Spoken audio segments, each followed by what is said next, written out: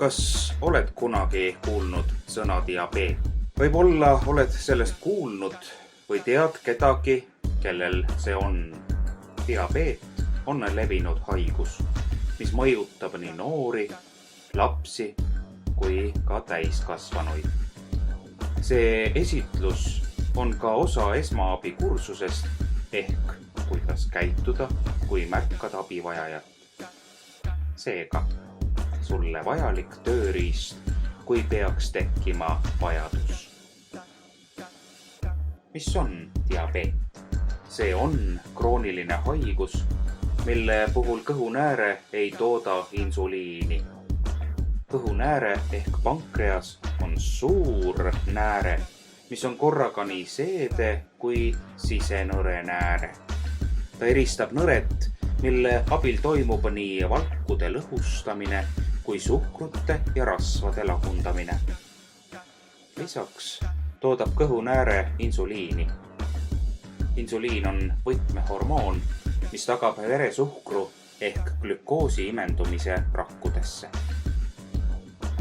Diabeet jaguneb esimese ja teise tüübi diabeediks. Teist tüüpi esineb enamasti ülekaalulistel täiskasvanutel.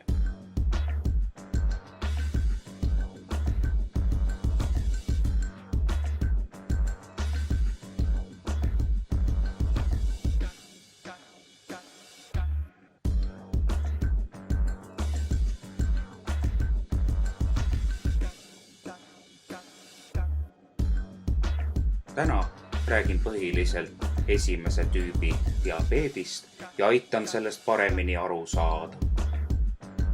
Esimese tüübi diabeeti haigestuvad enamasti lapsed ja noored.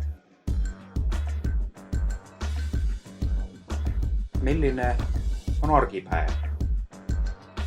Et diabeet oleks hoitud, peab igapäevaselt esiteks mõõtma vähemalt 4 korda veresuhkrut. Teiseks, süstima insuliini, kas süstevahendist või insuliinipumbast. Enamasti tehakse seda enne igat toidukorda. Süstima peab sellepärast, et insuliintabletina võib seedemahlades hävida. Kolmandaks, peab arvestama toidu süsivesikuid.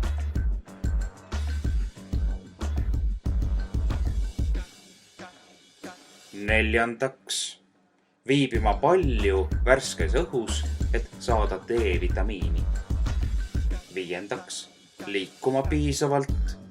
Kokkuvõtvalt on tähtis elada tervislikku elustiili. Kuna veresuhkrut reguleeritakse tehislikult, siis ongi kõige tähtsam seda normis hoida. Kuid tihti tõuseb see kõrgemale ja langeb madalamale, kui on norm. Normaalne veresuhkru näit on vahemikus 4,5 kuni 7,5.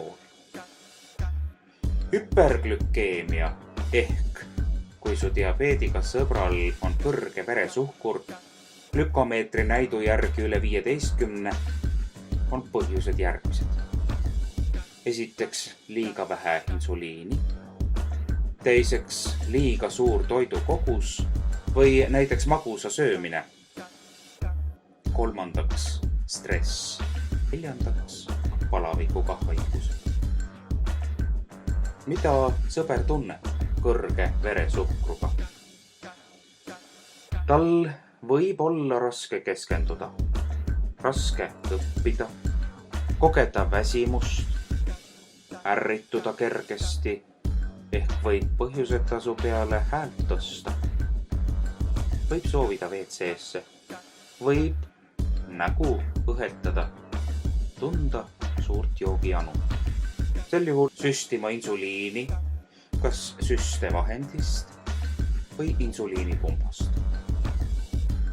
Tähelepanelikum peaks olema hüpo ehk madala veresuhkru taseme korral. Veresuhkru näit glükomeetris alla 4. Millised on põhjused? Liiga palju insuliini.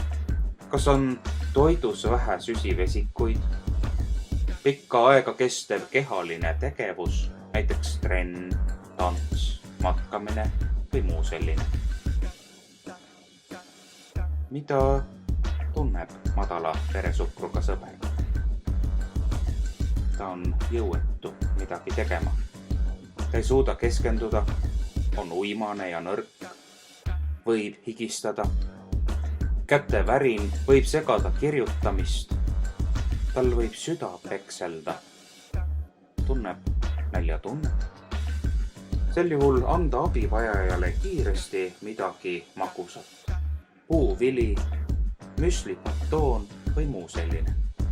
Eelnevale peab järgnema toidukord ja korduv veresuhkru kontroll. Ja nüüd jätame meelde. Kui kaaslasel on madal veresuhkru näit, siis ta peab sööma midagi magusat, sest see on ravim.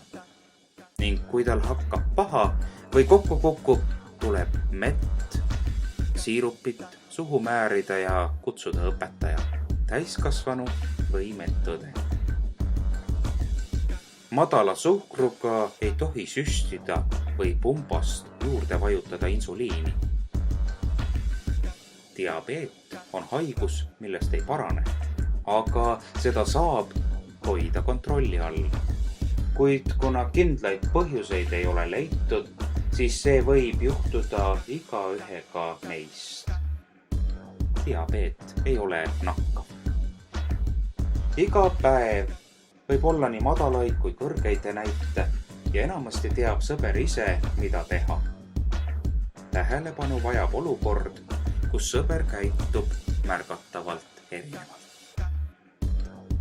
Hea uudis on see, et vaatamata diagnoositud haigusele ei jää midagi olulist tegemata.